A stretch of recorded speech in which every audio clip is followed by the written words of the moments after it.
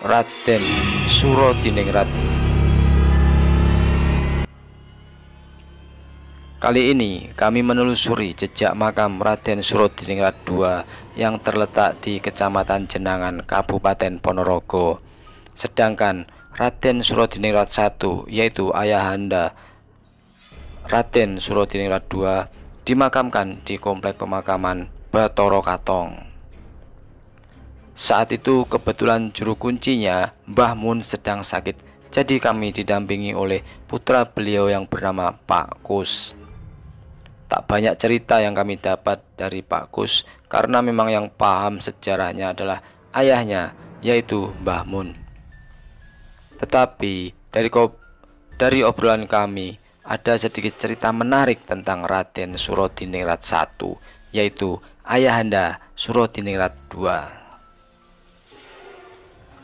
Ketika Ponorogo dipimpin oleh Adipati Surodiningrat sekitar abad ke-18, yang menjabat sebagai patih adalah Patih Tambak Boyo yang digelari Marga Ewuh.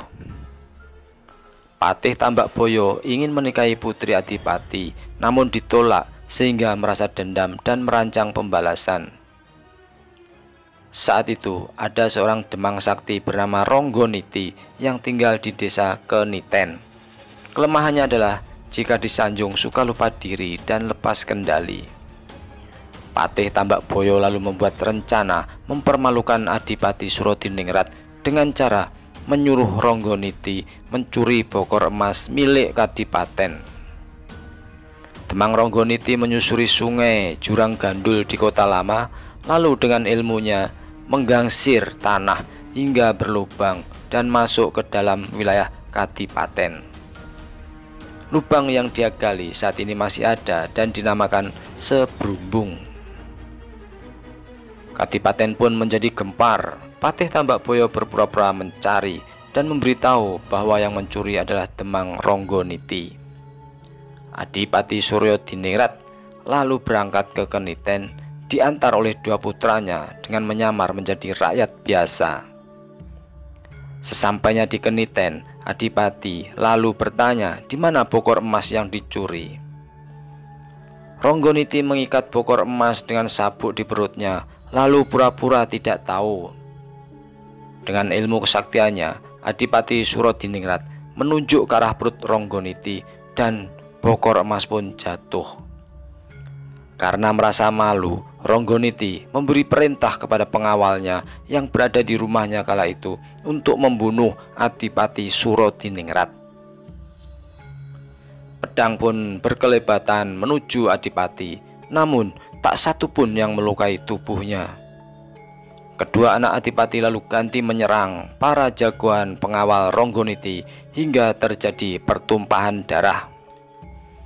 Karena merasa malu, Ronggoniti melompat ke sebuah beji atau sumber air dan menghilang.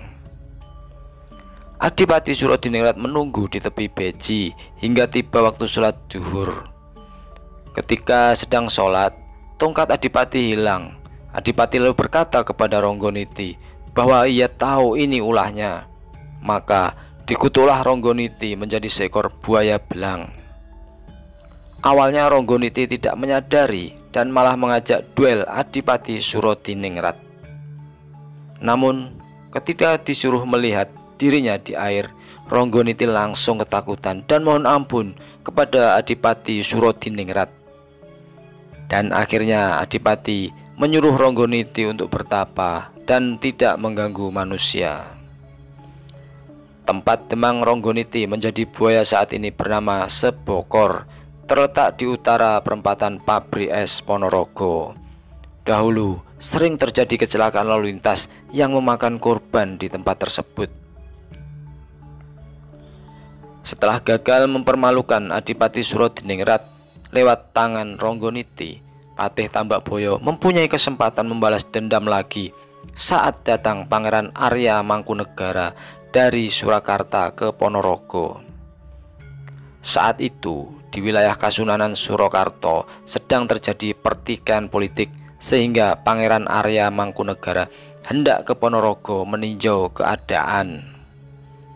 Mengetahui utusan Kesunanan, Surakarta datang, Adipati Surodiningrat mempersiapkan diri menyambut. Beliau menyuruh Patih Tambakboyo menulis surat yang jika diterjemahkan berbunyi, "Kedatangan Anda, yaitu Pangeran Mangkunegara, kami terima dengan tangan terbuka dan kami sudah mempersiapkan penyambutan sebaik-baiknya." Lalu tanpa sepengetahuan Adipati, Patih Tambakboyo merubah isi surat pada bagian paling akhir yang berbunyi, "Sudah mempersiapkan semuanya dengan kata, kami sudah siap berperang melawan Anda." Sehingga surat tersebut berganti makna menjadi, "Kedatangan Anda Pangeran Mangkunegara kami terima dengan tangan terbuka dan kami sudah siap berperang melawan Anda." Melihat surat tersebut, Pangeran Mangkunegara sangat murka. Pasukannya yang berada di sisi barat Kali Bengawan, yang sekarang berada di sekitar wilayah Danyang, segera disusun dengan formasi perang dan maju ke arah timur. Gong tanda perang lalu ditabuh bertalu-talu. Tempat ditabuhnya gong kemudian disebut desa Dusun Demung. Demung artinya gong, yang berada di desa Sukosari, Kecamatan Babatan. Adipati Surodiningrat tidak menyadari apa yang terjadi. Mendengar gong tanda perang, kuda Adipati Surodiningrat yang semula berjalan, nalurinya bangkit lalu meronta-ronta maju dengan kecepatan tinggi. Pasukan Mangkunegara yang mengira Adipati Surodiningrat maju menyerbu lalu menombak dada Adipati hingga terluka parah. Terkena tetesan darah, kuda Adipati lalu berlari pulang. Kedua pasukan lalu menyadari telah terjadi salah paham karena pasukan Ponorogo datang tidak untuk perang, namun menyambut dengan kekeluargaan, bahkan membawa hidangan makanan untuk makan bersama. Pangeran Mangkunegara lalu menyusul Adipati Surodiningrat di Kadipaten dan menyerahkan surat tantangan yang diterimanya. Adipati Surodiningrat lalu berkata, itu adalah fitnah dari Patih Tambakboyo. Pangeran Mangkunegara kemudian menyuruh pasukannya mencari Tambakboyo dan bertemu di sebuah rumpun bambu di pinggir sungai.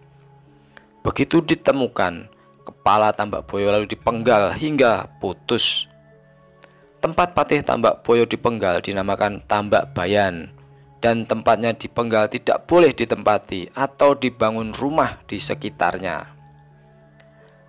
Pangeran Mangkunegara lalu membawa kepala Patih Tambakboyo ke hadapan Adipati Surodiningrat sebagai penebus kesalahannya.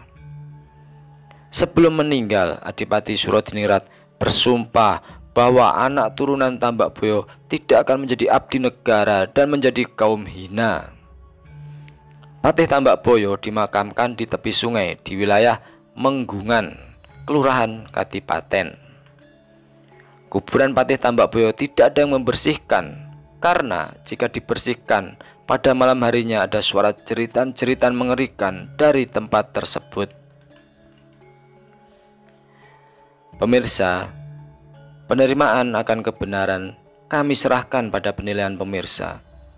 Tempat bernama Sebrumbung memang ada, dan terdapat jalan seperti terowongan yang menurut penduduk adalah bekas galian Demang Ronggoniti, terletak di Sebrumbung, Kelurahan Kadipaten.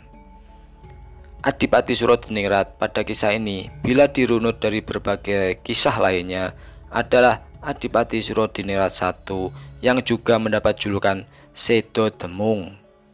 Hal ini juga dirunut dari pergolakan yang terjadi di Kartasura, yaitu pada abad ke-18 pada masa Kanjeng Gusti Pangeran Adipati Arya Mangkunegara Bendoro Raden Mas Said.